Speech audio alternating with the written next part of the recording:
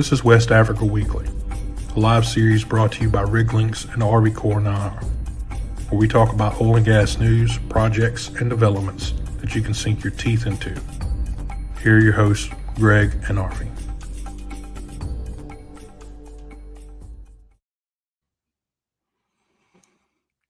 Hello out there. Let's see.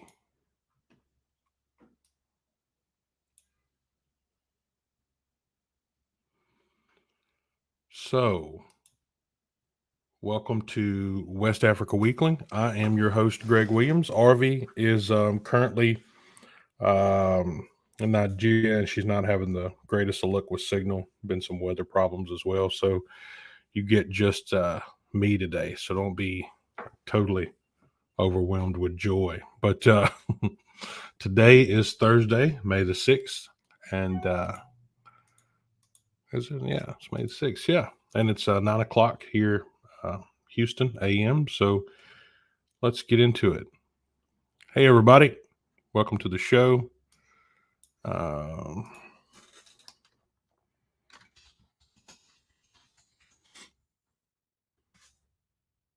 We been out for a couple of weeks trying to get things sorted out, but when you do traveling and getting around, it's quite a sometimes getting in here and getting this show. Hey there from North Dakota, India. Hope everybody's doing well. Morning, afternoon, good night, wherever everyone is at. So let's get into our rundown for this morning.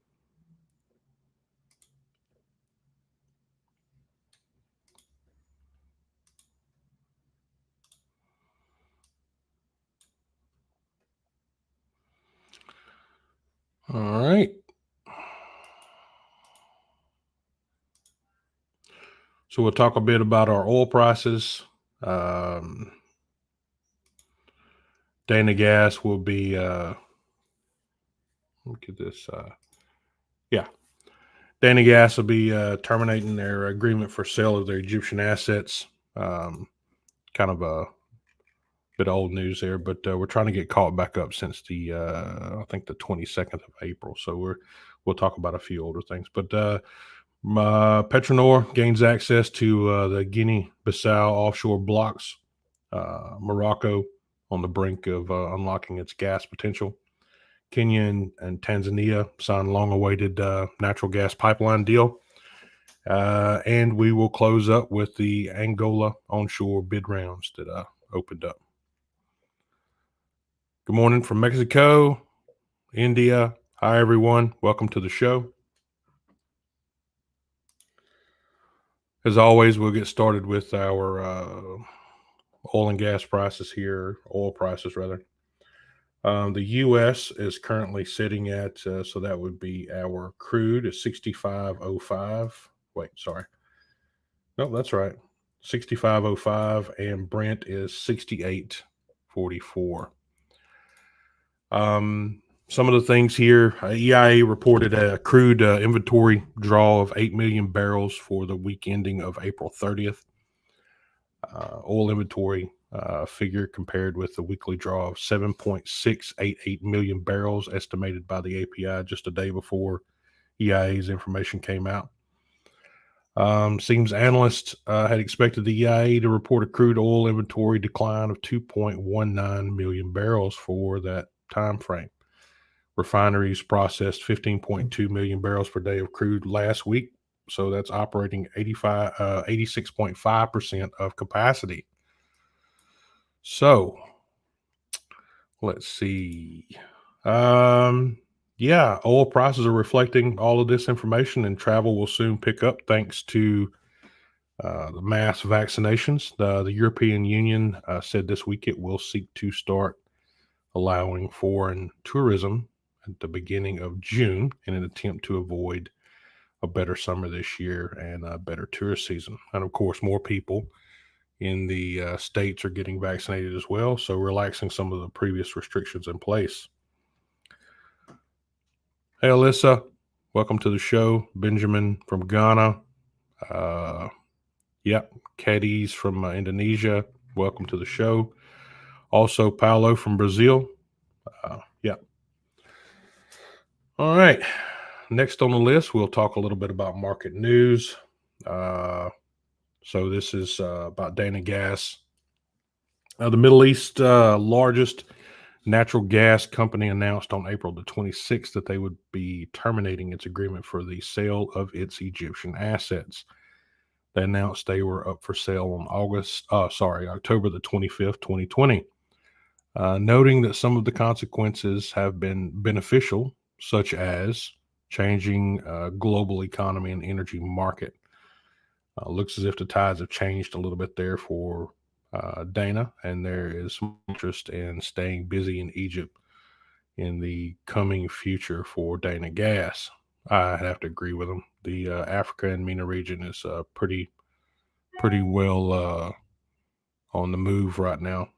Looks like a pretty good forecast for the next couple of years for that region. So I would expect Dana to leverage some of their relationships there. They've been active in Egypt for 14, 15 years now and got a lot of good friends there and a lot of structure set up. So yeah, I would expect for them to take advantage of some of that new enthusiasm for that region.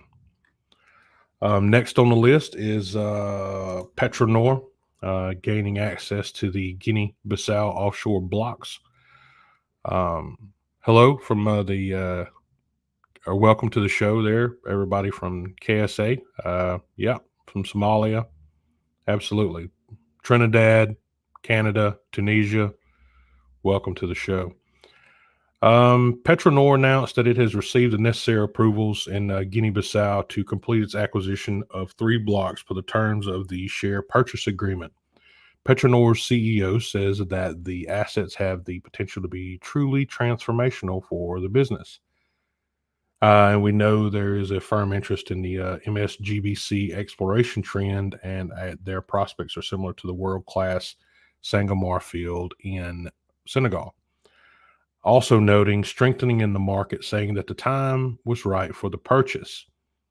As we know, the Guinea-Bissau country is the south of Senegal and north of Guinea. So yeah, not far from the Sangomar field. So the Sangomar fields in Senegal was an astronomical find, and starting to think that maybe Petronor can get wrapped around some of this. Looks like they may start drilling before the end of this year. So possibly another good reservoir there, but we'll keep an eye on that. Trinidad, Portugal, Nigeria, welcome to the show. Also Tampa, Florida, welcome. Next up on the list, we'll speak a little bit about Morocco. Morocco on the brink of unlocking its gas potential. We've covered Morocco quite a few times here on West Africa Weekly, but mainly with new work. But it looks like the addition of 2 very significant projects could add 70 million cubic feet per day of natural gas to the country's energy mix over the next 5 years. This is coming from global data. Even though the country is not a major producer and imports most of its gas, the Anchois is expected to produce first gas in 2024 and will be the largest development in Morocco to date. It's mainly about energy independence, in my thoughts. Every country needs to be thinking about how to create more value within its own country instead of importing more. It's better for the people and better for the economy. But of course, the operator for Anchois is the Chariot Oil and Gas. They have struggled a bit over the last couple of years to convince investors to support the project. But last year they were successful with some additional seismic data and got some interest from the Africa Finance Corporation. So there's still some final investments pending on both the Tinjara and the Anchois projects. But if funding comes through, it would be huge for Morocco. So yeah, it's a big deal for Morocco, and adding that 70 million cubic feet per day is massive. So again, that's big news for Morocco. Hopefully they can get swung around and get the investments in line. Hello from Egypt, Mexico, and India. Welcome to the show, Nigeria. Next year is the long-awaited Kenya and Tanzania natural gas pipeline deal. The Mombasa Dar es Salaam natural gas pipeline from Kenya to Tanzania will be constructed. Tanzanian President Samia Suluhu Hassan and Kenya President Uhuru Kenyatta made it official Tuesday, signing Memorandum of Understanding documents in Nairobi. So it is official. The pipeline will take place. This will help both countries with a much-needed energy source for their population. Again, it's about energy independence, and this is great. Good to see these MOUs in place. Plus, lots of good work for people within the country. So, and we will now close off with our last thing here with the Angola onshore bid rounds. They opened up. We previously reported, we covered the announcement that the blocks were coming up back on April the 12th. It was officially open. So that is the onshore lower Congo Basin and onshore Kwanza Basin. This will comprise of 9 blocks, 3 in the Congo Basin and 6 in the Kwanza Basin.